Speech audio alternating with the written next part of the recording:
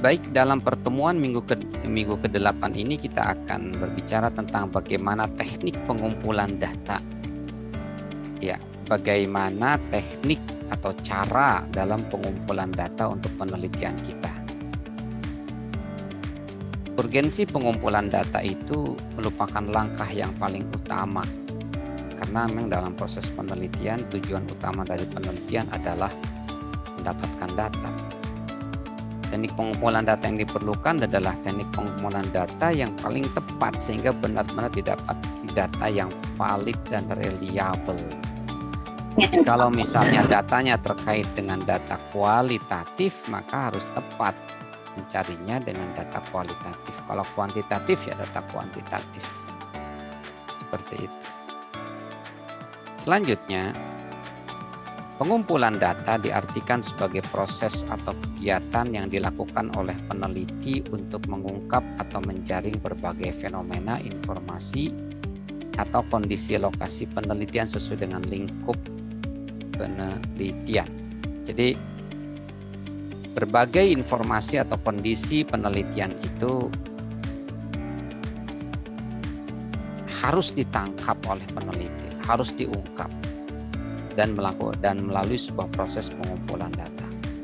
Proses pengumpulan data juga dimaknai sebagai kegiatan peneliti dalam mengumpulkan sejumlah data lapangan yang diperlukan untuk menjawab pertanyaan penelitian atau menguji hipotesis. Jadi kalau di dalam penelitian kualitatif itu tadi yang saya sampaikan bahwa yang muncul setelahnya kita melakukan rumusan masalah di dalam penelitian kualitatif itu adalah muncul pertanyaan penelitian.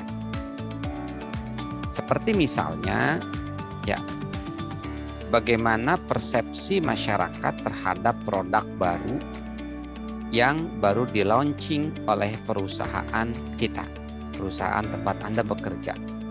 Bagaimana persepsi masyarakat tentang produk baru yang baru di-launching oleh perusahaan yang tempat Anda bekerja.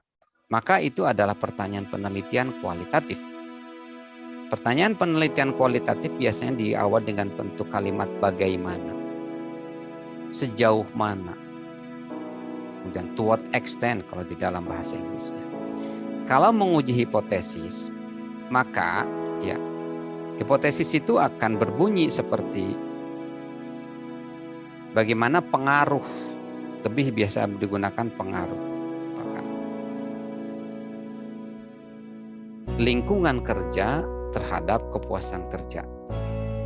Nah, lebih untuk menguji hipotesis. Jadi kita punya hipotesis misalnya bahwa lingkungan kerja memiliki pengaruh terhadap kepuasan kerja. Maka itu adalah hipotesis kita, dugaan kita bahwasanya lingkungan kerja memiliki pengaruh terhadap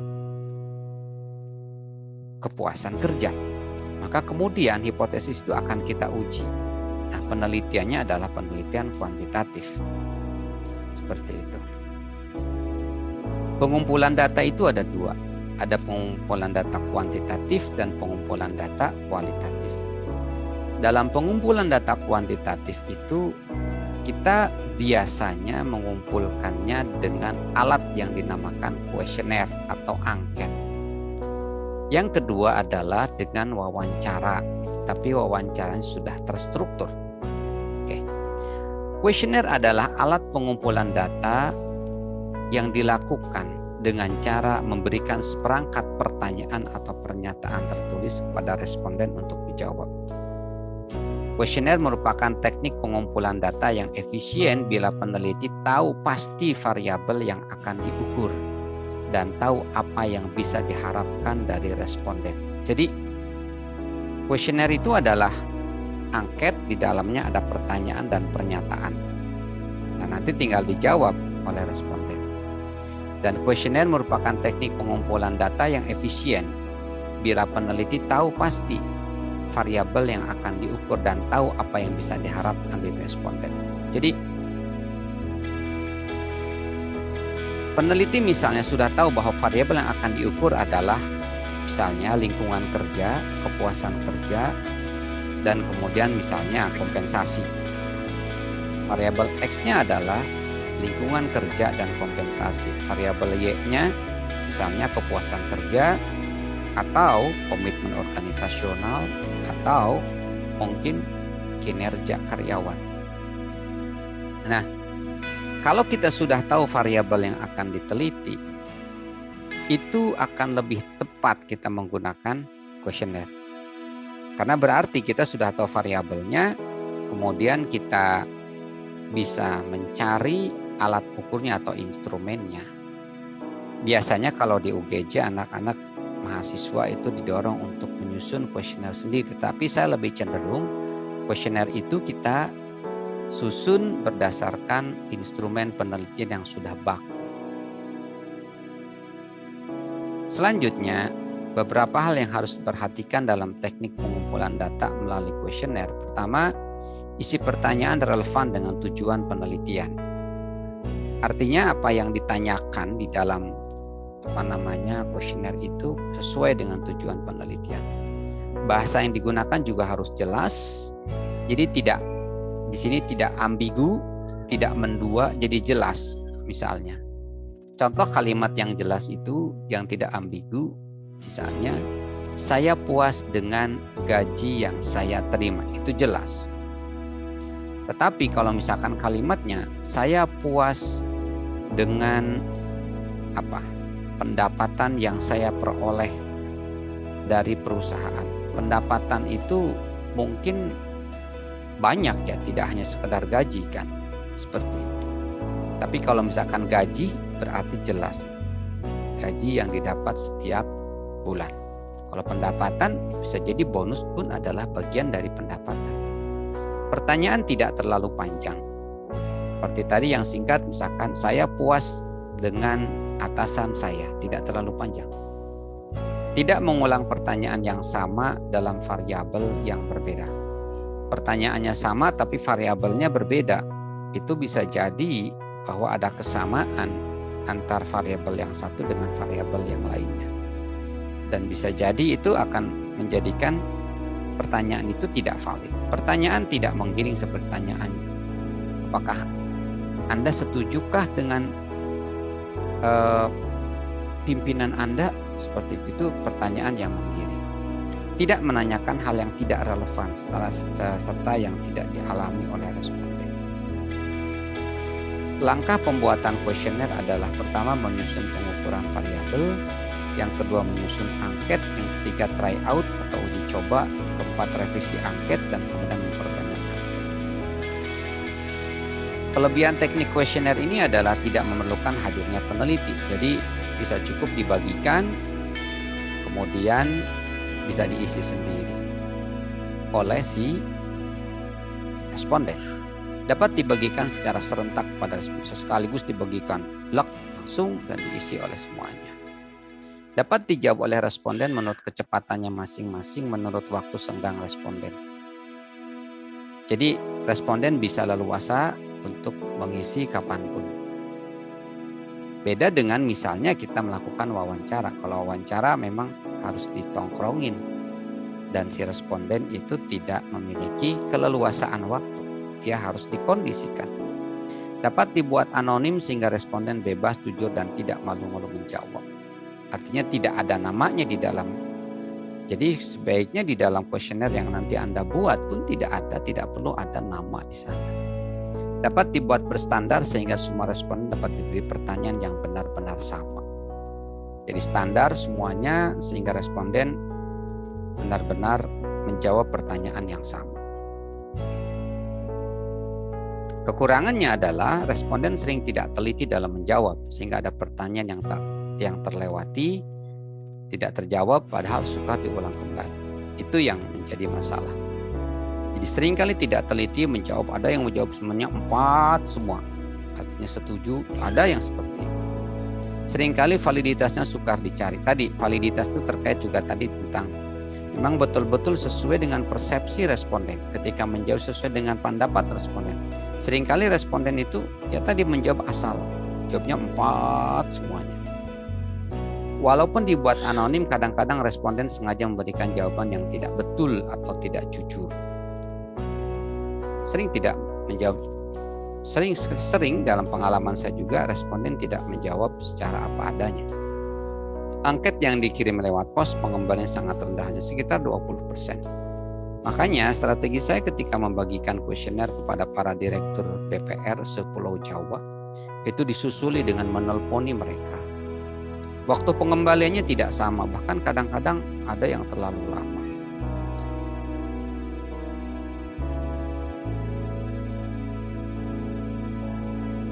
Nah, selanjutnya di dalam penelitian kuantitatif itu pun ada yang namanya wawancara. Jadi wawancaranya tapi lebih terstruktur, di mana satu peserta mengajukan pertanyaan dan yang lain memberikan jawaban. Jadi seperti yang saya juga pernah lakukan itu ketika ikut membantu membagikan kuesioner kepada masyarakat terkait dengan persepsi masyarakat terhadap layanan dari Pemda. Maka kemudian pertanyaan yang diajukan diantaranya adalah apa yang ada di dalam kuesioner. Jadi misalnya pertanyaannya misalkan contoh seperti ini. Bagaimana pandangan Anda terhadap layanan Pemda Kabupaten Cirebon atau Kabupaten Kuningan? Jawabannya adalah A, sangat tidak puas, puas, biasa-biasa saja, puas, sangat puas. Nah, itu sudah ada pertanyaan seperti itu, tinggal ditanyakan saja kepada responden. Nanti responden tinggal memilih. Oh, bagi saya adalah biasa-biasa saja. Misalkan seperti itu. Wawancara terstruktur sering digunakan di dalam penelitian kuantitatif.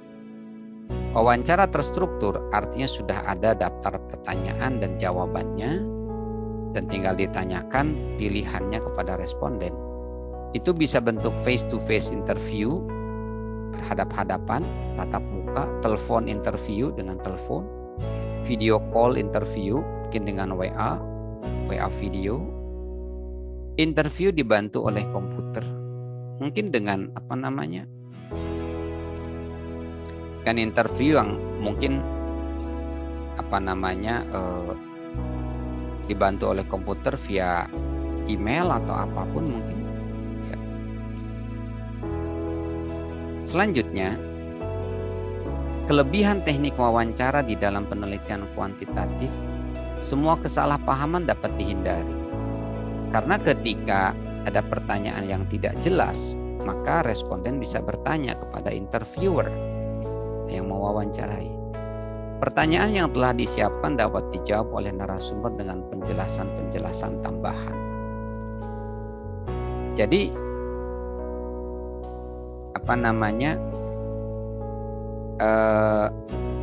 pertanyaan yang telah disiapkan di dalam kuesioner tersebut dapat dijawab oleh responden dengan penjelasan-penjelasan tambahan dari interviewer.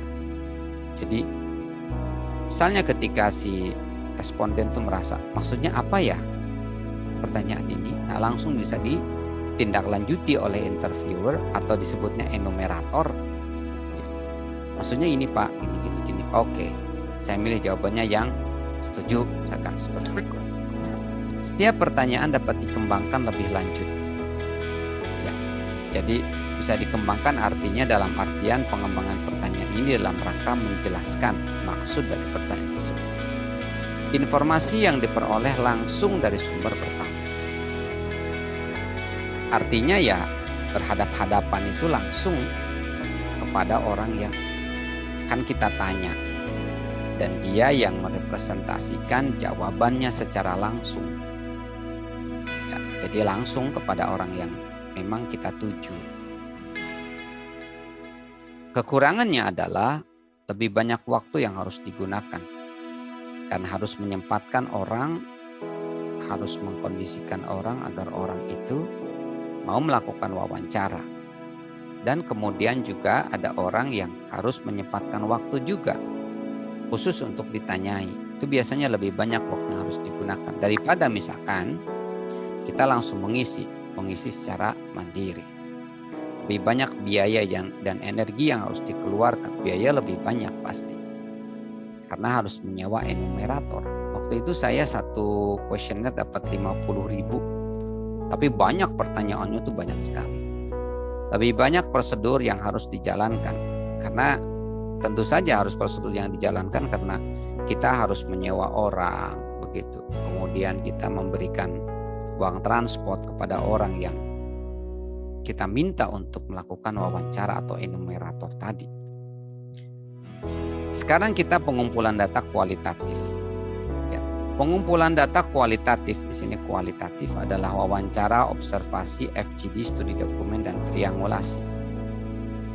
Wawancara adalah pertemuan dua orang untuk bertukar informasi dan ide melalui tanya jawab sehingga dapat dikonstruksikan makna dalam suatu topik tertentu.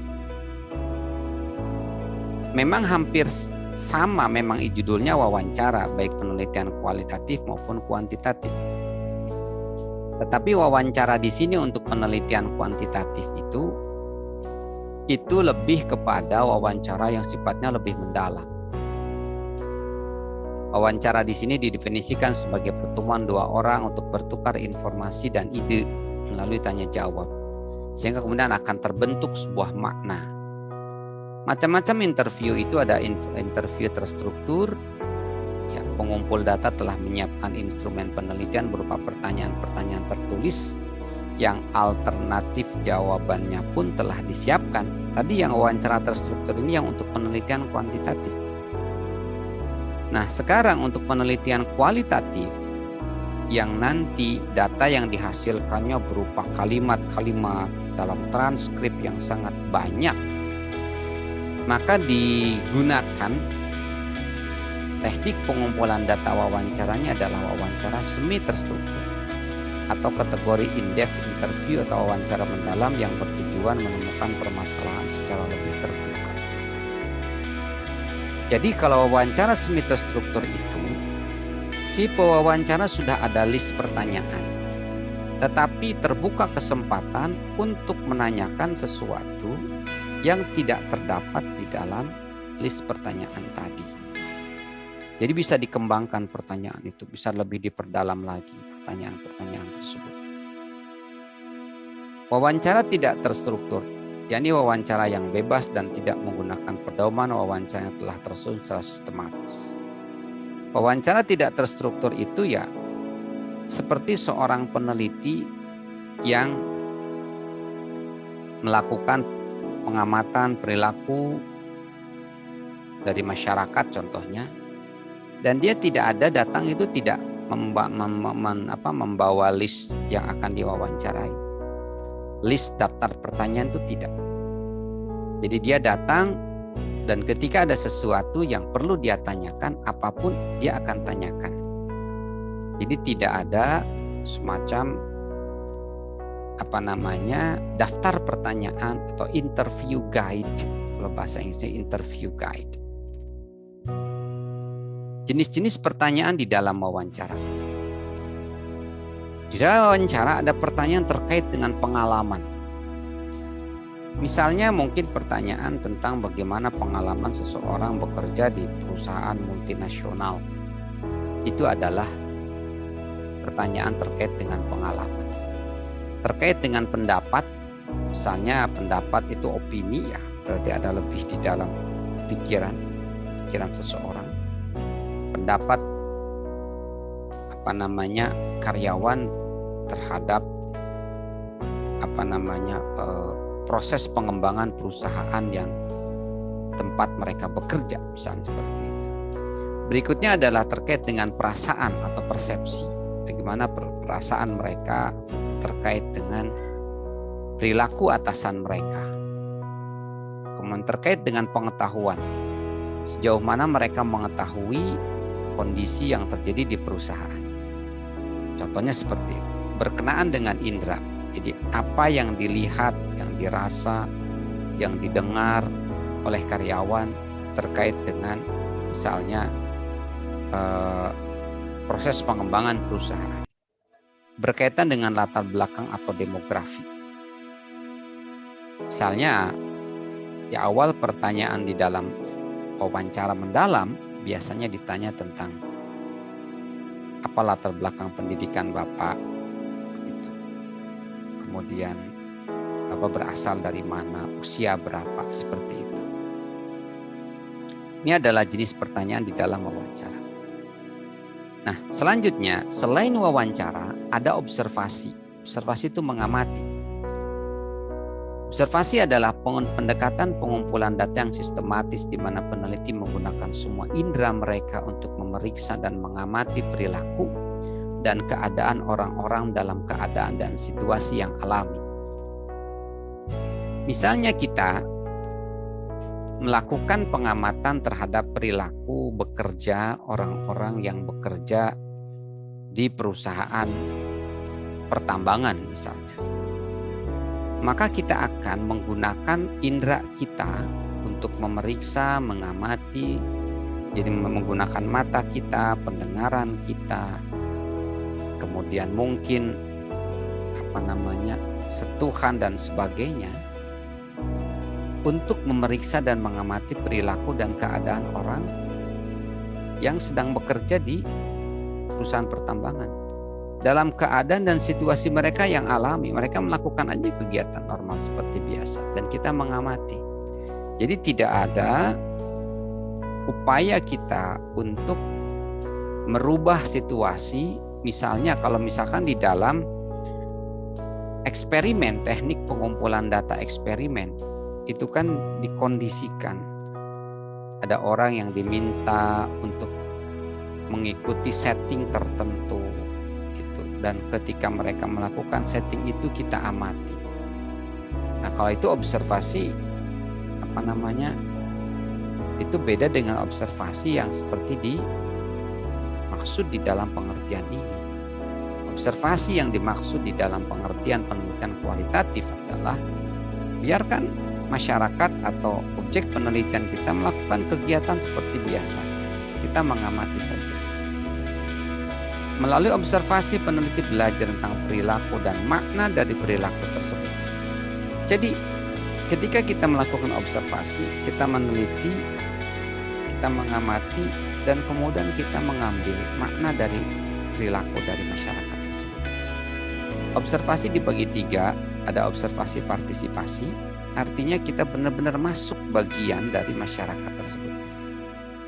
Saya punya pengalaman ketika menyusun dokumen AMDAL untuk proyek pembuatan bendungan di Kabupaten Lebak. Di dekat pemukiman Baduy, masih satu kecamatan dengan masyarakat Baduy, itu akan dibikin sebuah bendungan dan akan menghabiskan 5 desa. Jadi bedol desa itu 5 desa. Ada satu desa yang tenggelam sama sekali habis, ada desa yang tersisa beberapa RT. Nah, untuk melakukan kajian analisa dampak sosial dari pembangunan bendungan tersebut, maka saya melakukan observasi, pengamatan perilaku masyarakat di sana. Saya mengamati bagaimana perilaku masyarakat di sana dan bagaimana respon mereka ketika saya mewawancari mereka tentang rencana pemerintah untuk menjadikan lahan mereka, desa mereka, karena posisinya di bawah gitu, itu akan dijadikan sebagai bendungan. Artinya habis itu, rumah-rumahnya akan terendam semuanya. Dan mereka akan direlokasi ke tempat yang lain oleh pemerintah. Nah, pada saat itu saya melakukan observasi dengan saya berpartisipasi dalam kehidupan mereka. Saya tidur di sana selama 2 hari 1 malam. Berikutnya adalah observasi secara terang-terangan dan tersamar. Ya, artinya begini, melakukan pengamatan dan orang-orang tahu bahwa kita sedang melakukan pengamatan. Contoh misalkan di sebuah perusahaan kita sudah minta izin kepada pimpinan perusahaan bahwa kita ingin mengamati perilaku dari orang-orang yang bekerja di perusahaan tersebut. Maka kita observasi secara terang-terangan. Atau tersamar, artinya tidak tahu karyawan bahwa kita sedang diobservasi, bahwa kita sedang mengobservasi. Berikutnya adalah observasi tidak berstruktur. Observasi yang tidak berstruktur itu artinya ketika kita datang ke sebuah tempat untuk kita lakukan pengamatan, maka kita tidak mempunyai ide apa-apa. Kita cuma datang saja. Udah, kita datang, kemudian ngamatin. Sementara observasi sebelumnya, partisipasi tersamar, kita sudah punya ide di sini bahwa saya akan melakukan observasi terhadap perilaku ini. Seperti itu. Tapi observasi tidak berstruktur itu ya udah, kita tidak punya ide apapun. Contoh misalnya, kita tahu bahwa ada sebuah masyarakat X, ya, masyarakat X yang menarik untuk kita teliti. Udah, kita datang aja ke sana tanpa kita ada ide, kita mau mengobservasi apa, kita tidak ada. Udah, pokoknya kita datang, nanti yang teramati maka itu yang kemudian akan kita kaji dan kita teliti. Manfaat observasi, peneliti lebih mampu memahami konteks data dalam keseluruhan situasi sosial. Jadi data yang kita peroleh tentang bagaimana hubungan interaksi antara masyarakat itu bisa kita pahami dalam situasi secara menyeluruh, situasi sosial secara menyeluruh. Bagaimana hubungan antara kekerabatan antara satu masyarakat atau satu RT atau satu rumah dengan rumah yang lain. Itu kita bisa lebih memahaminya ketika kita melakukan observasi daripada kita hanya sekedar melakukan wawancara kepada penduduk yang ada di sana. Peneliti memperoleh pengalaman langsung sehingga memungkinkan peneliti melakukan penemuan. Ketika terlibat di dalam masyarakat, seperti tadi observasi yang di atas, observasi partisipasi, maka kita seolah-olah menjadi bagian dari masyarakat di sana.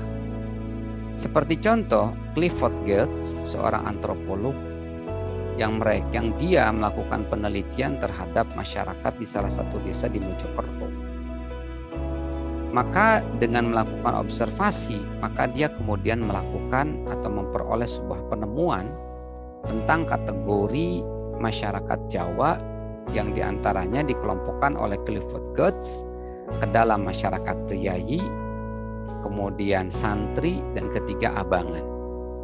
Itu dari observasi yang dilakukan oleh beliau. Berikutnya adalah peneliti dapat melihat hal-hal yang kurang atau tidak diamati orang lain, khususnya orang yang berada di lingkungan itu karena dianggap biasa. Ketika buat kita kehidupan bertetangga seperti apa yang kita alami saat ini, itu hal yang biasa. Tetapi bagi orang-orang barat yang pola pertetanggaannya itu beda, maka pola pertetanggaannya di Indonesia menjadi hal yang unik dan menarik, dan bisa diungkap dalam kata-kata dan dianalisa oleh mereka, dan kemudian bisa jadi akan muncul semacam teori. Bagi kita udah biasa, tetapi bagi mereka itu luar biasa. Peneliti menemukan hal-hal yang sedianya tidak terungkap oleh responden dalam wawancara karena sensitif. Jadi dengan observasi maka muncul hal-hal atau fakta-fakta yang tidak diungkapkan oleh responden. Ya, kadang di dalam wawancara mendalam dalam penelitian kualitatif, ada sesuatu yang disembunyikan oleh responden karena merasa itu tidak layak untuk diungkapkan. Tetapi di dalam observasi kita mengamati, contoh misalnya kita meneliti tentang konflik di sebuah desa.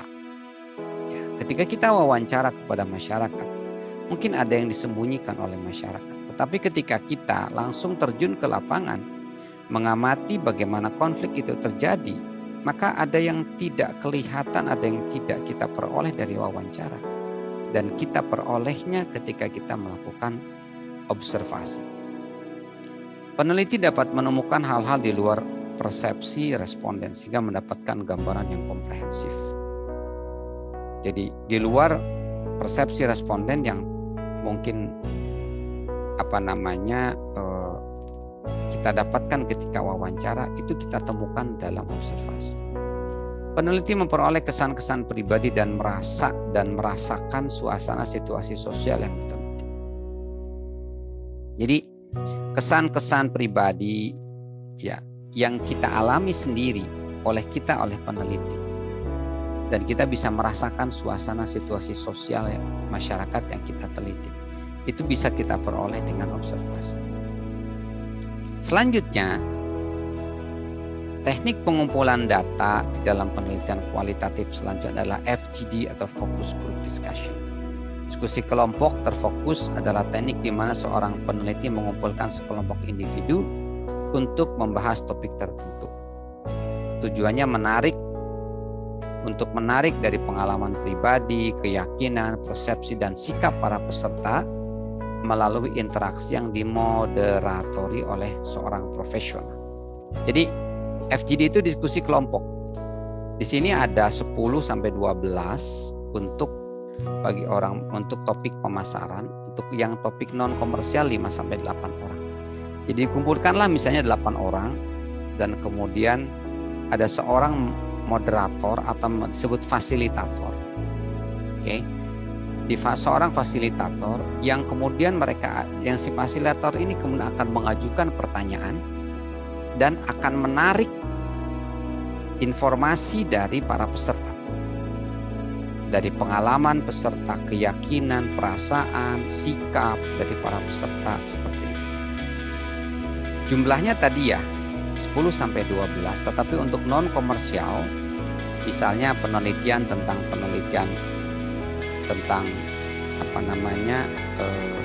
pandangan karyawan terhadap kebijakan upah dari perusahaan misalnya, kita lakukan FGD 5 sampai 8 orang, maka itu masuk kategori non komersial. Lebih dari 10 partisipan relatif sulit untuk mengontrol dan mereka membatasi kesempatan setiap orang untuk berbagi wawasan dan pengamatan. Jadi kalau misalkan lebih dari 10, itu sulit mengontrolnya karena nanti akan kemungkinan terjadi dominasi. Ada orang yang lebih banyak berbicara sementara yang lainnya cenderung pasif. Berikutnya di dalam penelitian kualitatif itu ada teknik pengumpulan data berupa studi dokumen. Jadi mengkaji dokumen. Apa itu dokumen? Catatan peristiwa yang sudah berlalu. Bisa berbentuk gambar, tulisan, atau karya-karya monumental. Atau dokumen yang berbentuk tulisan. Itu adalah definisi dari dokumen. Catatan peristiwa yang sudah berlalu. Bisa berbentuk gambar, tulisan, atau karya. Tapi intinya itu adalah catatan. Contoh misalkan catatan harian, sejarah kehidupan, kemudian cerita, biografi, peraturan, kebijakan, dokumen yang berbentuk gambar misalnya foto, atau gambar hidup mungkin video, sketsa, dan lain-lain. Dan dokumen yang berbentuk karya misalnya karya seni seperti gambar, patung, film, dan lain-lain. Itu adalah dokumen. Jadi kita bisa melakukan penelitian kualitatif kepada dokumen. Misalnya gini, kita ingin meneliti tentang bagaimana film-film kemerdekaan yang lahir pada tahun 80-an. Jadi berarti dari tahun 80 sampai 89. Kita lakukan studi dokumen dan kemudian kita bisa mengambil beberapa pelajaran atau informasi. Itu juga bagian dari pengumpulan data kualitatif dari studi dokumen. Jadi cukup dengan studi dokumen saja kita bisa menghasilkan karya ilmiah penelitian. Studi dokumen merupakan pelengkap dari penggunaan metode observasi dan wawancara dalam penelitian kualitatif.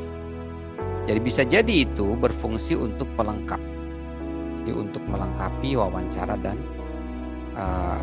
observasi.